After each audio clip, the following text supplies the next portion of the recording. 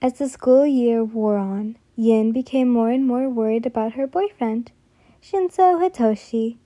He seemed to be displaying every walking moment of his life to his preparation to become a hero.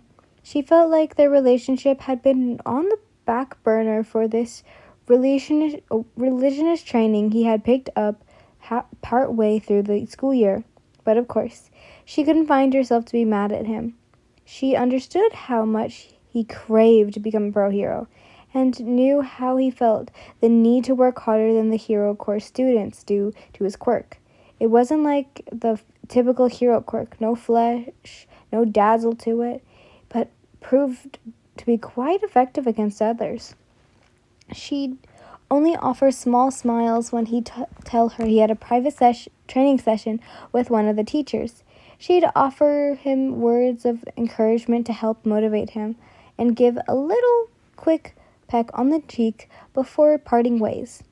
She didn't want their relationship to stop him from pursuing his dreams.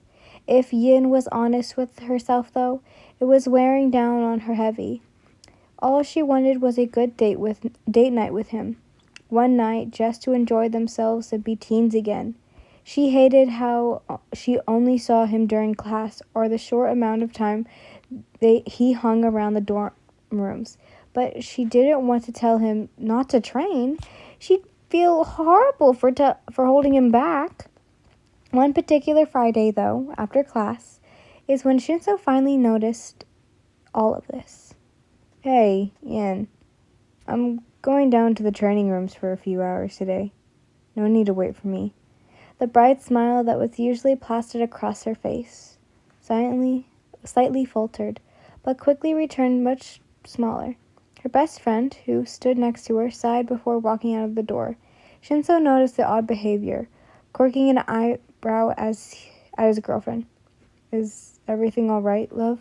He said, his lips downturned ever so slightly. Yin sighed, running a hand through her hair before looking down at her feet. I don't know, Hitoshi, she said quietly. I know you've been training hard, but you've been so distant lately. I was hoping we'd get to spend more time together today.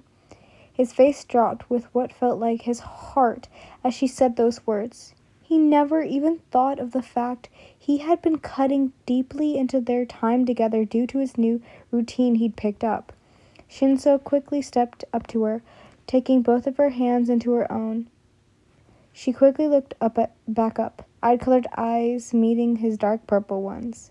Yin, oh man, I didn't know. You've been so supportive.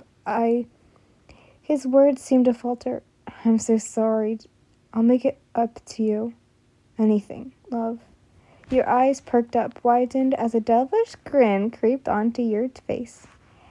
Anything. They both now sat on the couch at their dorm common area, a movie playing on the TV in front of them, both dressed in pajamas. Yin was snuggled up to Shinso's side, head resting on his shoulder with his arms wrapped lazily around her. A bowl of popcorn sat in his lap as they watched the screen. I guess I owe it to you, but did you really have to put on a rom-com? He groaned, popping a few pieces of popcorn in his mouth.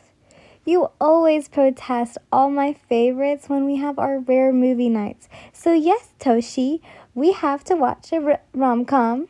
She giggled, lifting up her head to place a kiss on his cheek. Shinso groaned even louder, placing his head on the back of the couch while exclaiming another giggle from the girl in his arms. Fine, but that means I get to do this. He lightly pushed her onto the other side of the couch, allowing him to lean forward and place a bowl of popcorn on the table in front of them.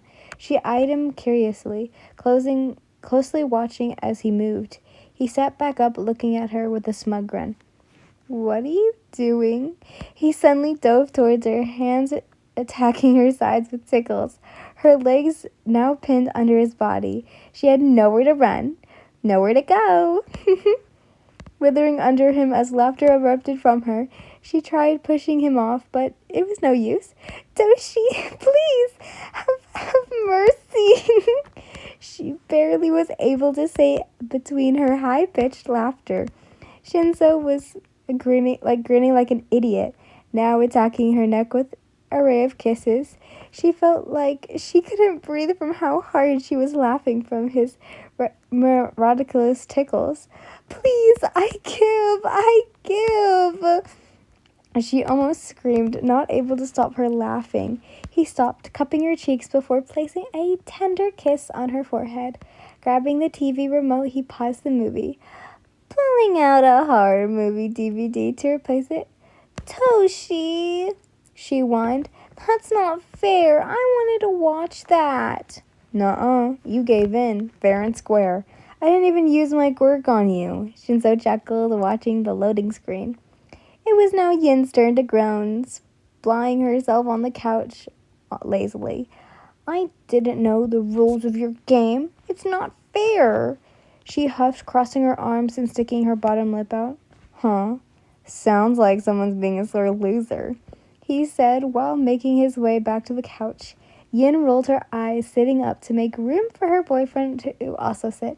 He plopped down next to her, wrapping his arms around her waist and pulling her into his lap. She kept her arms crossed and a scowl on her face to show her disappointment. Aww, my baby's cute when she's mad, he said, pinching one of her cheeks lightly. She swatted his hand away, looking up at him.